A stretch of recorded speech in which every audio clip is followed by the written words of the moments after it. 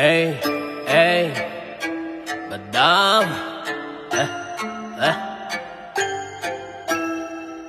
Hey, hey, hey, nagpapakumbaba ay siyang dinataas. Ang nagpapakumbaba ay siyang tinataas, at ang nagmamataas ay siyang binababa. Kaya dapat lagi tayo pare magpakumbaba, para tayo'y pagpalain at di tayo isumpa.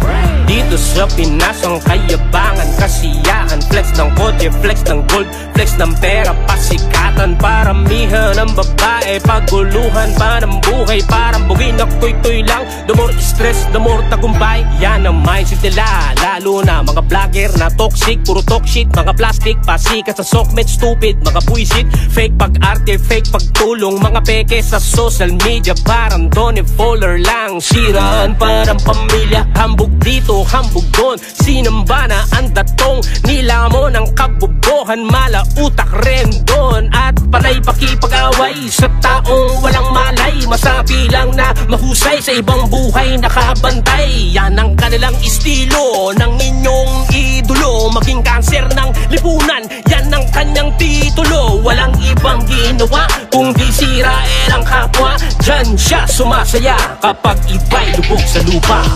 Ang nagpapakumbaba ay siyang tinataas, at ang nagmamataas ay siyang binababa. Kaya dapat lagi tayo pare magpakumbaba, para tayo'y pagpalain at di tayo isumpa.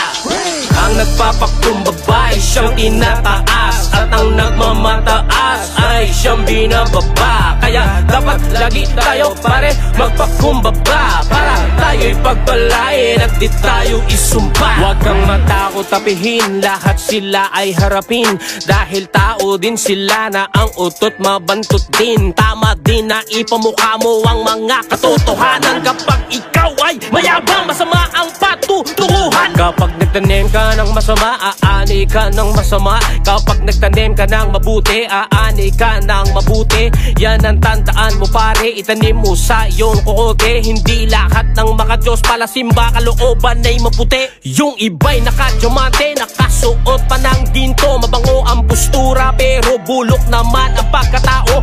Puro pang gagamit, pang lalamang laman ang kanyang dibdib, puro pang lalait, pang dadown sa kapwa ang nasa isip. Gusto lagi siyang angat, umasenso sa lahat, kahit pa may binubuhat na problemang mabigat. Yan yung mga tao na akala mo talagang konkreto ang puso sa problema, yung pala'y hipokrito.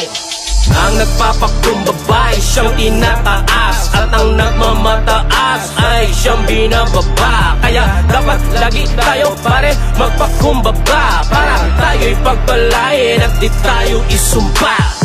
Ang nagpapakumbaba ay siyang tinataas, at ang nagmamataas ay siyang binababa. Kaya dapat lagi tayo pare magpakumbaba, para tayo'y pagpalain at di tayo isumpa.